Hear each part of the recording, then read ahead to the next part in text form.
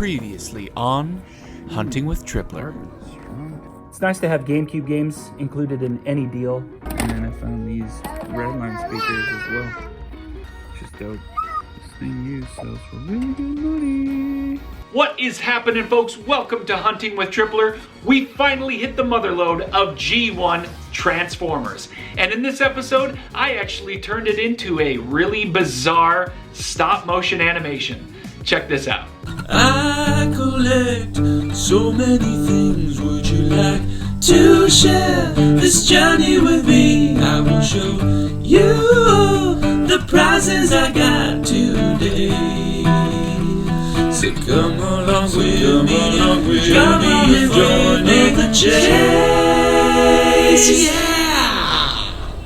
Today's episode, we're going to start out in the office. This is actually turning out to be a proper office. The toy chest, which is really more like a toy stand, looks like it's starting to fill in nicely. All the goodies that I've collected over the years are starting to make their way to the shelves, but I'm just finally happy that this is turning into a proper office, a proper reseller office, that is. So in today's episode, folks, I went garage sailing and I finally hit something that I don't talk about very often and I never ever see it, but I got some G1 Transformers and I even got some beautiful ones at that. And it wasn't until I started to actually put the listings together until I realized how complete some of these units actually were. I also found a whole bunch of really good eBay items to list, and there's definitely going to be some that you'll come across in your reselling ventures. I guarantee you will, and you should be looking out for a few of these items. And you definitely want to sit back and hold your breath in this episode because I did something really weird and kind of bizarre, and I'm not sure how it's going to come off. What is this guy doing with this channel? I'm just exploring some of my creative side in this channel, and it came out in the form of a really bizarre, weird stop motion animation. So I hope you enjoyed today's episode because it is a weird one.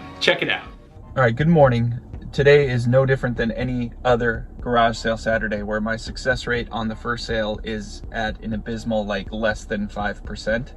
And today is no exception. I went to the first sale and it was like at 5:50 in the morning and it was just awful.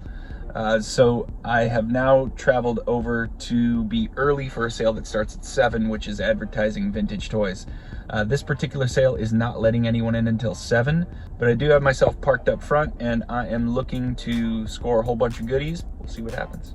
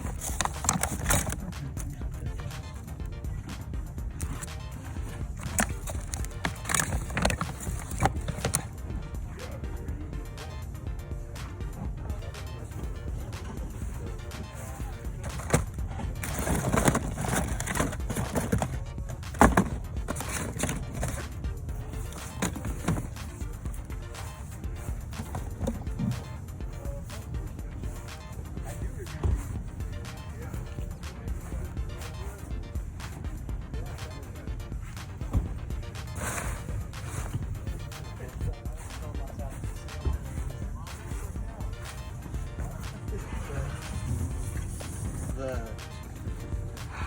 bastard cousin with the laser tag. Because it was bulkier. Okay, so start with the top. I saw some cards that just looked like some pretty decent amount of football cards. I basically took all your tabs. Okay. So I just How many were there?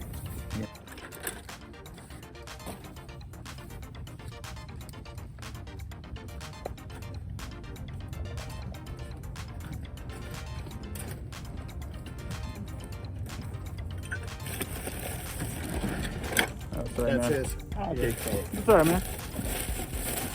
It's actually not mine until I buy it. Yeah, well, it looks very good.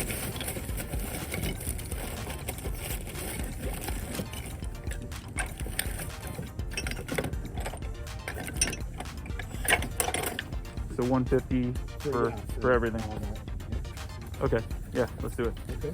Okay, so I am absolutely terrible at just having my GoPro running while I'm heading out there. Couple reasons. For any of you who do or do not know, I'm like 6'5". So I am not a small guy, which also means that there's that part of me that feels like I'm already drawing attention to myself because I'm just like this massive human. So like having a GoPro strapped to me is like extra attention. So I still have not gotten over that fear. So right as I walked up, you missed the exchange that I had with them where I said, hey, how much for all the G.I. Joes? And the other guys were like, hey, we already asked. And I was like, yeah, I was here like 30 minutes before you.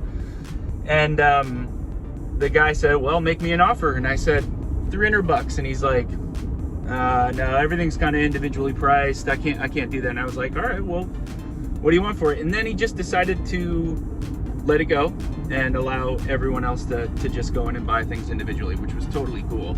But I had to just at least try. And the $300 was me making probably $1,000 on that deal, but a considerable amount of work.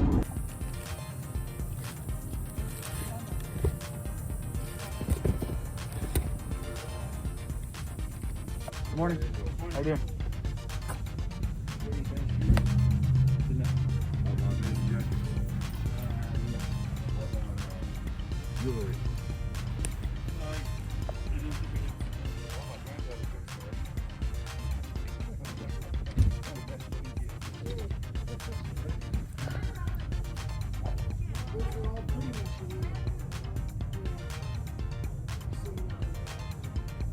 How much are you looking to get for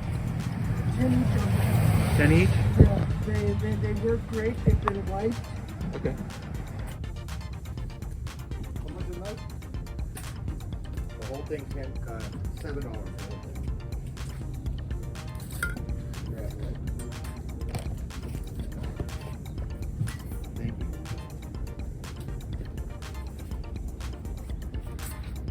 I'll go 5 for it all. Right. Let me try around it. Yeah, that's right. Hey, Those are 5 each. 5 each? Yeah. Okay.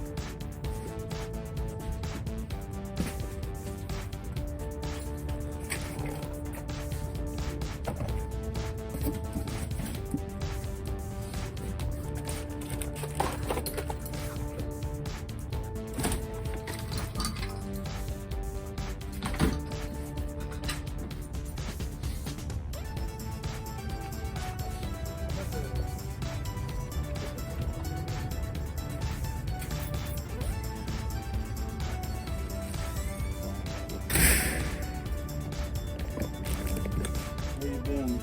Okay.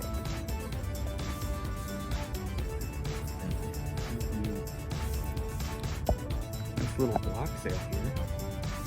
Haven't found anything yet, but it's kind of cool.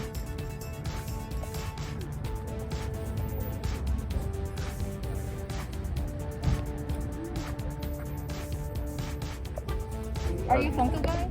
Not really. I don't really know much about them. Are these worth some money or something? Or? Yeah, to some degree. Yeah.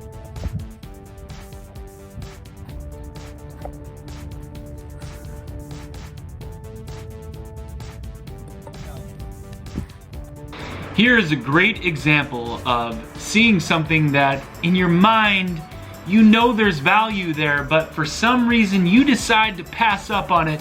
And these are the comps for this Perkins brailler that I saw it, I should have gotten it, she probably wanted $1 for it, and it's worth over 200. That is a moment in time I wish I could have back, but it pays to know your stuff, and this is an instance where I just didn't know.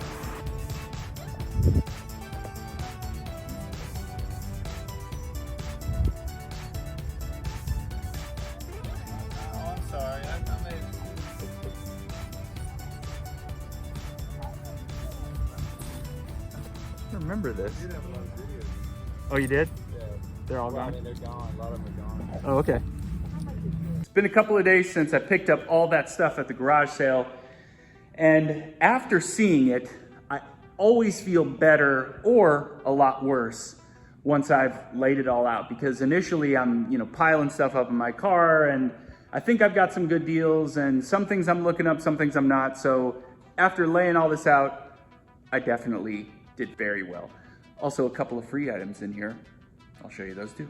Okay, let's scan. Oh, I'm talking G1 transformers and some GoBots. We got some tappers here, tapper handles. So many. That was the worst buy, that box, the Photon game. We got some vintage cards, some football, some baseball Kiss, a stack of Garfield books. We got that World Championship Cubs hat, looks like it's never been worn, and also the Big Lebowski kit. A couple of Kindles, some Atari games, 2 printers, both of which were free, and then some VHS Disney that are all sealed, and they are brand new. Now, what's confusing about this is a lot of people would question whether they are sealed. A thing to look for, which I look for, is to see if there's a sticker like this on the exterior of the wrapping, and that kind of is the dead giveaway. Does have a little bit of damage. This is a G1 Shockwave. Fantastic. The arm came off here. Does have, which appears to be like the tip of the gun when he transforms into a gun. Pretty sweet. I can't tell you any notables here because, quite honestly, I mean, I see Blur over there. If you want to see that, there's Blur right there. Many of these others here, I just don't know enough about to be able to identify this one's rare or it's not. All I can tell you is there's some headmasters in here. Here's one right here. It transforms then into a dude.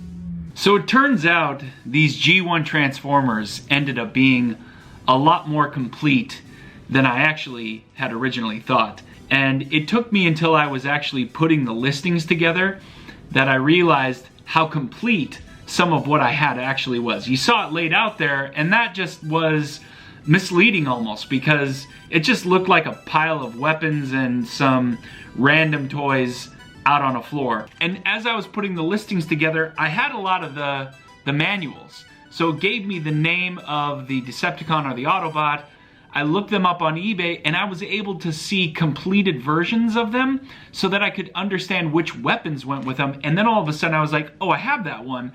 And I was putting all of these Transformers with the headmasters, with the individual weapons, and I was like, wow, I have a lot of completed Transformers here, and there are a lot of notable ones here, but let's go through these because I think this is worth a deeper dive. So I'm gonna save my favorite 2 for the last, and I made my first stop motion animation ever in the history of my life, and it's terrible, but it's awesome at the same time. It's awesome because of how weird it is, but let's walk through what we got. All right, so the first one here is Blitzwing, and Blitzwing, if I can zoom in on that, is in fantastic condition. It comes with his sword, 1 of his guns, 2 of his missiles. I think he comes with 3, but this is as close to complete as I could make it. The next one here is Highbrow, and he actually has both of his guns as well, and his headmaster is chilling on the inside there. I mean, this one is another one that's worth pretty decent money. Some of them are more rare, some of the headmasters.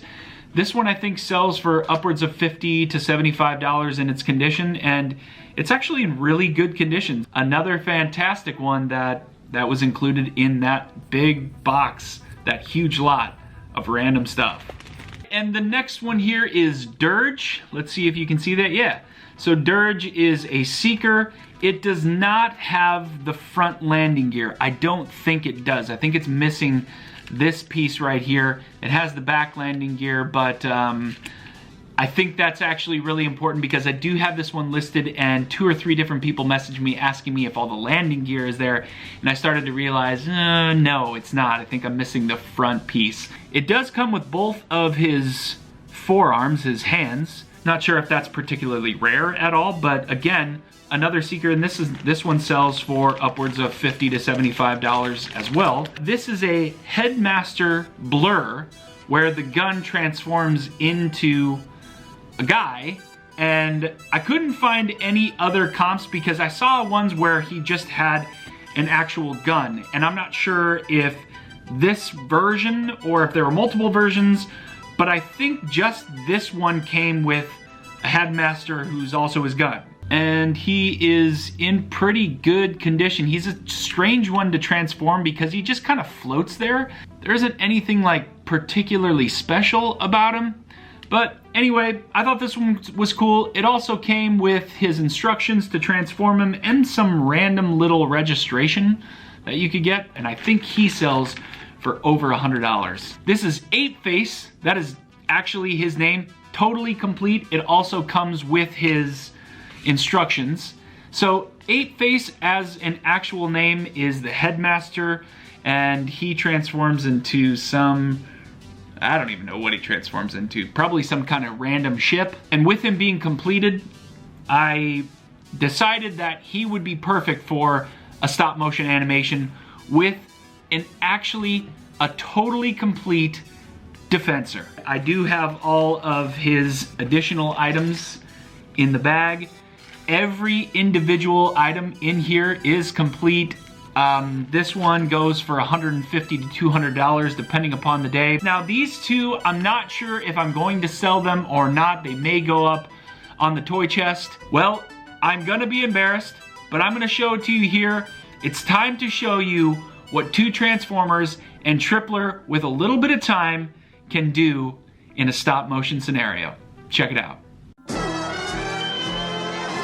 Hey, it's me, 8-Face. Oh, Defensor. Hey, what's going on? Oh, you're gonna put your gun in the air? Well, I can put my gun up and I can fly. Yeah, that's right. Coming around, swinging around, and I'm gonna come in with a sweet little karate kick. Defensor! Defensor! Alright, listen, I'm gonna put my gun down. I'm gonna shimmy over to the side. You're the best. Leave me alone.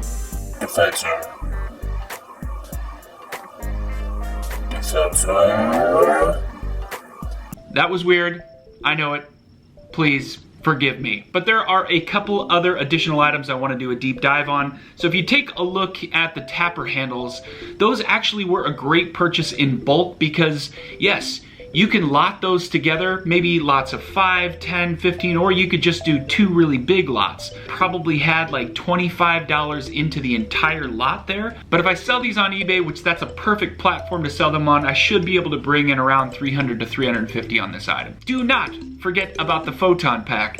It's kind of an obscure laser tag game that really didn't take off in the 80s, but it's definitely a throwback. And if you didn't know this, it was also featured on one of my favorite 80s movies of all time, which is Big. And if you don't believe me, check out the footage.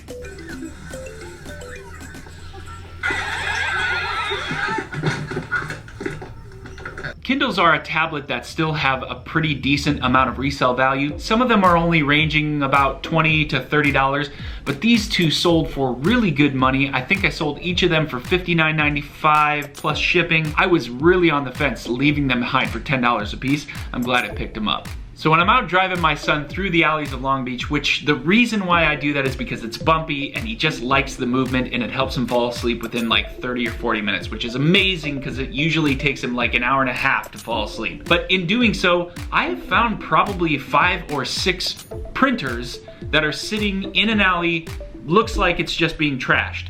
Some of them haven't worked out, but a few of them are actually really good models in good condition. People are just getting rid of their old printer.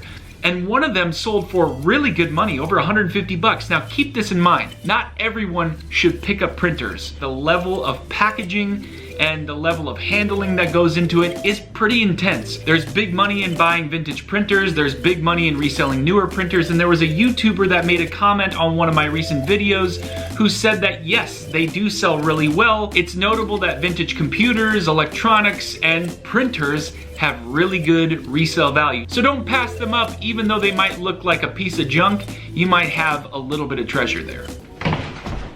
And that was today's episode, folks. No, I'm not nearly as handsome as Tom Hanks, but I do like it. It feels kind of nice. No, actually, this is hot. I'm gonna take it off.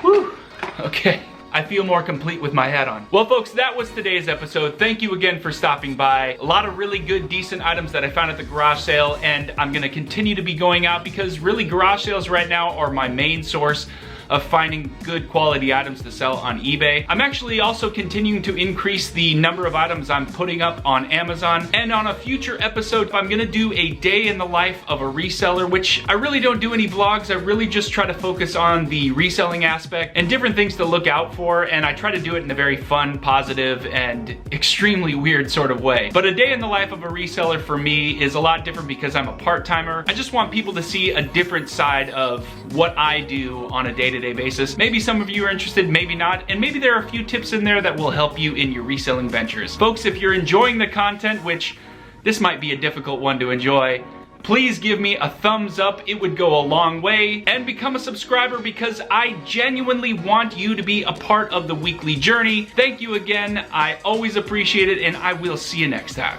Take care. Next time on Hunting with Tripler.